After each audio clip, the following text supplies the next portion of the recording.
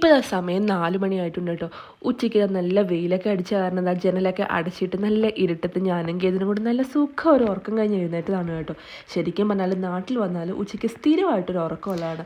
ചുരുക്കത്തിൽ പറഞ്ഞാൽ നാട്ടിൽ വന്നാൽ ഒരു മടി പിടിച്ച അവസ്ഥയാണ്. അങ്ങനെ ഉറക്കമൊക്കെ കഴിഞ്ഞ് എഴുന്നേറ്റ് അടുക്കളയിലേക്ക് ചെന്നപ്പോഴത്തേക്ക് അമ്മ എന്തിലോ ഭയങ്കര ബിസിയാണ്. ചെന്ന് നോക്കിയപ്പോഴല്ലേ അമ്മ ഓട്ടട ഉണ്ടാക്കുന്നതിൻ്റെ തിരക്കിലാണ് കേട്ടോ. എന്താണെങ്കിലും ഞാൻ എത്തിയ സമയം കറക്റ്റായിട്ടുണ്ട്. തേങ്ങയും ശർക്കരയും കൂടെ എടുത്ത് അമ്മ ഫില്ല് ചെയ്തുകൊണ്ടിരിക്കുന്ന സമയത്ത് ഞാൻ ചെന്നത്. ഇതെൻ്റെ പണ്ടേ ഉള്ളൊരു ശീലമാണ് കേട്ടോ.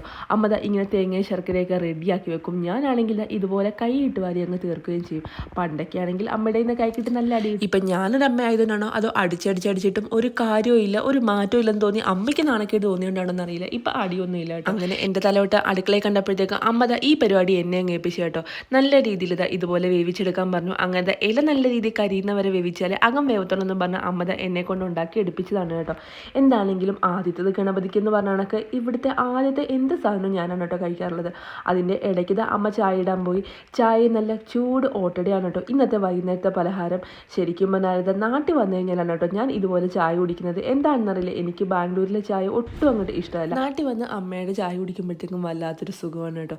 അങ്ങനെ നമ്മുടെ ചായ റെഡിയായി, നല്ല ചൂട് ഓട്ടട റെഡിയായി. എൻ്റെ സ്ഥിരം ഒരു സ്ഥലമാണ് കേട്ടോ. ഇതുപോലെ എന്തെങ്കിലുമൊക്കെ എടുത്തുകൊണ്ട് വന്ന് ഇങ്ങനെ വാതിക്കെ ഇരുന്ന് കഴിക്കുന്നത്. അമ്മ ഇടയ്ക്കിടയ്ക്ക് ചീത്ത വിളിക്കെങ്കിലും ഇതിന് ഒരു മാറ്റവും ഇല്ല കേട്ടോ. അങ്ങനത്തെ റോഡിൽ കൂടെ പോകുന്നവരെയൊക്കെ കണ്ട് നമ്മളിതാ ചൂട് ഓട്ടടയും ചായയും കൂടെ കുടിക്കാൻ കേട്ടോ. എൻ്റെ ദൈവമേ, എത്ര നാൾക്ക് ശേഷം എന്നറിയോ ഞാൻ ഈ ഓട്ടട കഴിക്കുന്നത്. എനിക്ക് ഇതൊക്കെ സാധനങ്ങളോടൊക്കെ ഭയങ്കര ഇഷ്ടമാണ് കേട്ടോ. എൻ്റെ ഈ ഇഷ്ടം ഇറങ്ങി എനിക്കിതൊക്കെ ഉണ്ടാക്കി തരുന്ന 3 പേരുണ്ട് കേട്ടോ. എൻ്റെ അമ്മയും അമ്മുമ്മയും പിന്നെ ഞങ്ങളുടെ പേരമ്മ താമര പേരമ്മയും. അങ്ങനെ കേതിൻ്റെ ഓർക്കൊക്കെ കഴിഞ്ഞ് കേതാൻ വന്നതാ നല്ല ഓട്ടടയൊക്കെ കഴിച്ചുകൊണ്ടിരിക്കുക. അപ്പോൾ അത്രയുള്ള ഗൈസ്, എല്ലാവർക്കും ബൈ.